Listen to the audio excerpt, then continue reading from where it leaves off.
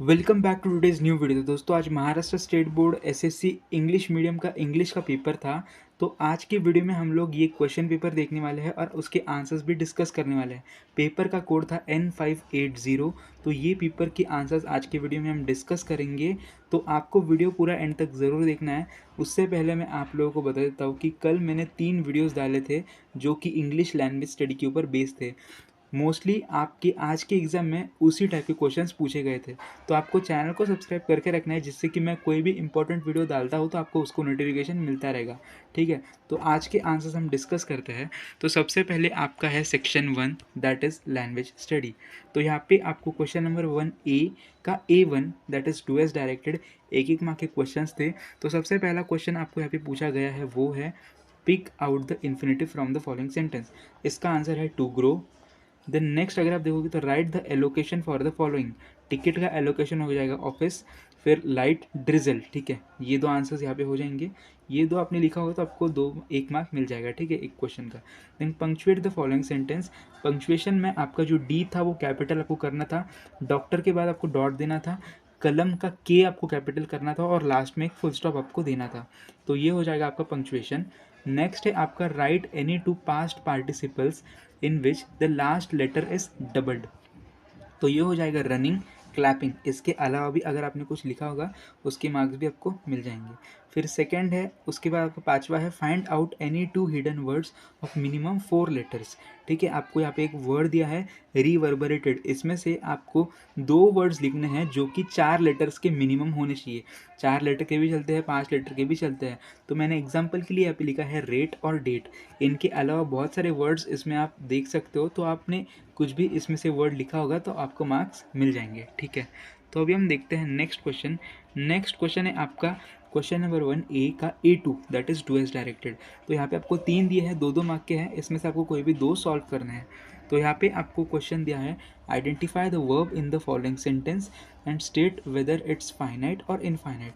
तो यहाँ पे जो वर्ब है वो है गेव और ये है फाइनाइट। ठीक है, नेक्स्ट आपको दिया है make 2 meaningful sentence to bring out the differences between the given 2 homophones. आपको यहाँ पे 2 होमोफोन्स दिए हैं, इन दोनों से रिलेटेड आपको एक सेंटेंस बनाना है। तो सबसे पहले है WEAR wear, that is what is she going to wear tonight, यानी वेयर यानी पहनना।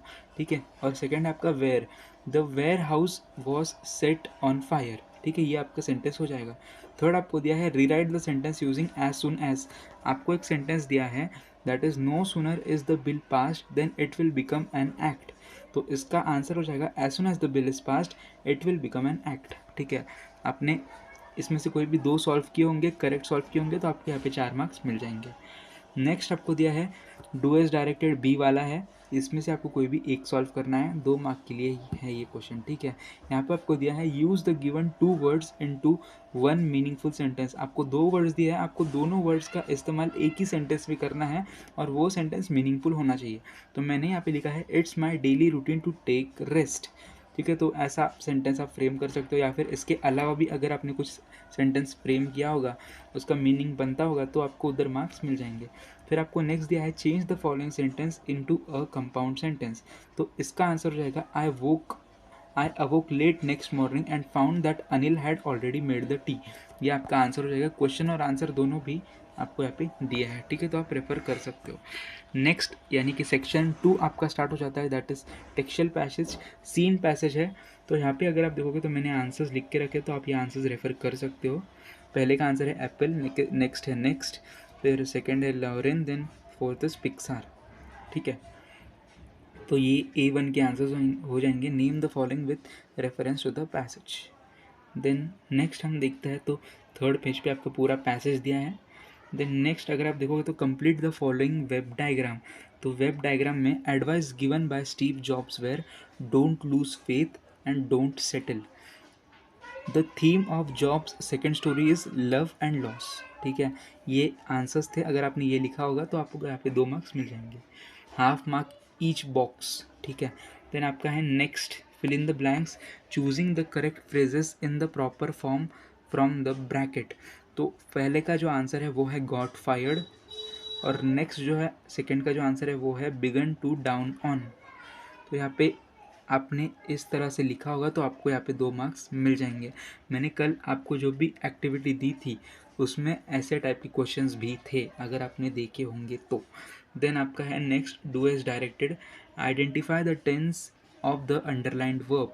तो इसका आंसर है प्रेजेंट परफेक्ट टेंस। नेक्स्ट आपको यहाँ पे दिया है, I found what I love to do early in life. यहाँ पे आपको मेन क्लॉज और सबॉर्डिनेट क्लॉज आइडेंटिफाई करना है। तो मैंने यहाँ पे आपको टाइप भी दे दिया है। तो इधर मेन क्लॉज हो जाएगा आई फाउंड, सबॉर्डिनेट क्लॉज हो जाएगा what I love to do early life. ठीक है, तो ये हो गया आपके A1, A2, A3, A4। आपका A5 है पर्सनल रिस्पॉन्स। इसके अगर आपने एक पेज या फिर आधा पेज भी लिखा होगा अप्रोप्रिएट आंसर तो आपको 2 मार्क्स या फिर 1.5 मार्क्स यहाँ पे आराम से मिल जाता है। ठीक है, failure is the key to success, इसके बारे में आपको आपका मत देना था। फिर नेक्स्ट है आपका फिर से एक सेकेंड आपका सीन टेक्सचुअल पैसेज आ जाता है। यहाँ पे आपको ट्रू फॉल्स स्टेट करना था, तो पहले 3 है फॉल्स एंड लास्ट 1 है आपका ट्रू। ठीक है, नेक्स्ट हम देखते हैं। नेक्स्ट है आपका B2, that is complete the following statements giving reasons. तो आपको यहाँ पे रीजंस देने थे, तो आपको पैसेज में से रीजंस देखने को मिल जाएंगे। ठीक है, नेक्स्ट है आपका B3। तो यहाँ पे अगर आप देखोगे तो find any two adverbs from the passage ending with ly. तो एक्चुअली, एंडलेसली, आप इसमें से कोई भी पैसेज में से कोई भी लिख सकते हो जो एंड होते हैं ली से। ठीक है, फिर सेकंड है आपका find any to compound words from the passage. तो पहला है आपका न्यूज़पेपर, सेकंड है लाइफ टाइम। इसके अलावा भी अगर आपने कुछ लिखा होगा कंपाउंड वर्ड तो आपको मार्क्स मिल जाएंगे। ठीक है, आपके मार्क्स यहाँ पे नहीं जाते हैं। देन आपका नेक्स्ट है B4, that is do as directed. यहाँ पे अगर आप देखोगे तो आपको दिया है चेंज इनटू इनडायरेक्ट स्पीच। आपको डायरेक्ट स्पीच में दिया है, आपको उसे इनडायरेक्ट स्पीच में कन्वर्ट करना है। तो यहाँ पे मैंने क्वेश्चन और आंसर दोनों दे रखा है। फिर आपको नेक्स्ट इसमें क्वेश्चन टैग ऐड करना है। तो यहाँ पे क्वेश्चन टैग में स्टूडेंट्स बहुत ज़्यादा कंफ्यूज हो जाता है। तो इसका करेक्ट आंसर है डिडंट शी। ठीक है, ये इसका करेक्ट आंसर है।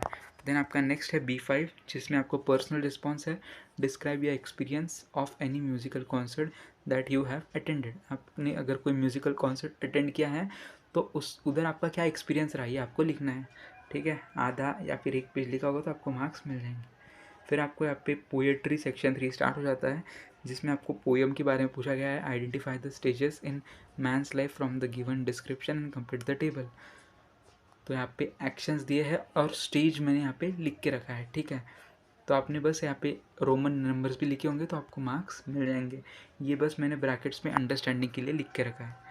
देन आपका नेक्स्ट आ जाता है, नेक्स्ट अगर आप देखोगे तो आपका A2 है, write down the similarities between the first and the seventh, that is last stage of man's life. तो इधर सिमिलैरिटीज़ आपको पोएम में बहुत सारी दी गई है, तो आपको कुछ सिमिलैरिटीज़ यहाँ पे लिखनी है। ठीक है, देन आपका A3 है, choose the correct alternative to identify the figure of speech used in the following line, all the world's a stage. तो ये जो है ये है मेटाफर। ठीक है, तो ये यहाँ पे हो गया। देन आपको दिया था एप्रिसिएशन आपको करना था पॉइंट वाइज। तो आपको जो पोएम दी है वो है the height of the ridiculous. तो इसका एप्रिसिएशन आपको करना था। तो सबसे पहला क्वेश्चन है टाइटल एंड पोएट, जो कि आपको ऑलरेडी क्वेश्चन पेपर में दिया गया है, तो 1 मार्क तो आपका 100% श्योर है। देन आपको राइम स्कीम फाइंड करनी थी। इसकी राइम स्कीम है I write can man, A B इसकी राइम स्कीम आपकी हो जाएगी। ठीक है, इसकी राइम स्कीम हो जाएगी ABCB। ठीक है, ये इसकी राइम स्कीम है। देन आपको सेंट्रल आइडिया लिखना था। आपने आधा या फिर एक पेज लिखा होगा तो आपको यहाँ पे सेंट्रल आइडिया के लिए मार्क्स मिल जाता है। फिर आपका नेक्स्ट सेक्शन है, that is non textual passage, unseen passage है। तो यहाँ पे आपको एडवांटेजेस लिखने थे, advantages of tourist destination in Kerala. तो मैंने यहाँ पे एडवांटेजेस लिख के रखे हैं। आपने इसके अलावा भी कुछ एडवांटेजेस लिखे होंगे जो कि पैसेज में मेंशन है या फिर नहीं है, तो आप वो रेफ़र कर सकते हो। मोस्टली आपको जो पैसेज में है वही लिखने होते हैं। ठीक है, जो पैसेज में एडवांटेजेस है वही आपने अगर यहाँ पे लिखे होंगे तो आपको 2 मार्क्स आराम से मिल जाएंगे। देन नेक्स्ट है आपका अनसीन पैसेज में आपको ये टेबल दिया था, तो इसके जो आंसर्स है स्पेशलिटी, तो मैंने यहाँ पे लिख के रखी है CTN उसके सामने स्पेशलिटी, तो आप यहाँ पे रेफ़र कर सकते हो। देन नेक्स्ट क्वेश्चन यहाँ पे A3 में आ जाता है आपका मैच द पेयर्स। तो वो चाम का जो आंसर था वो था मैजिकल स्पेल, क्रैगी का आंसर था स्लीप, रिफ्लेक्ट का था थ्रो बैक लाइट और हीट। देन स्पेल बाइंडिंग का आंसर था एंथ्रालिंग, ठीक है। तो ये आपके आंसर्स रहेंगे मैच द पेयर्स के। देन आपका डू एज डायरेक्टेड था you can choose a place of your dreams. तो इसको आपको करना था use the modal auxiliary showing compulsion and rewrite the sentence. तो इसका आंसर हो जाएगा you must choose a place of your dream. Then आपको नेक्स्ट दिया है Kerala is the land of magic and Ayurvedic massages. तो इसको आपको कैसे लिखना था, not only and but also. Kerala is not only the land of magic but also the land of Ayurvedic massages. तो ये इसका आंसर हो जाएगा। देन आपको A5 दिया है why is tourism industry important for the Indian economy to flourish. तो इसके बारे में आपको आधा या फिर एक पेज आपने लिखा होगा पर्सनल रिस्पॉन्स, तो आपको यहाँ पे 2 मार्क्स या फिर 1.5 मार्क्स आराम से मिल जाता है। फिर आपको जो अनसीन पैसेज था, ये पैसेज की आपको समरी लिखनी थी, ये पैसेज की आपको समरी लिखनी थी। That is question number 4B में यहाँ पे अगर आप देखोगे तो समरी लिखनी थी, ठीक है। Read the passage unseen passage and right it summary in a paragraph, give a suitable title. आपको टाइटल भी देना है और आपको समरी भी लिखनी है। देन नेक्स्ट आपका section 5 that is writing skills का पार्ट स्टार्ट हो जाता है। राइटिंग स्किल्स में आपको लेटर लिखना है सबसे पहले।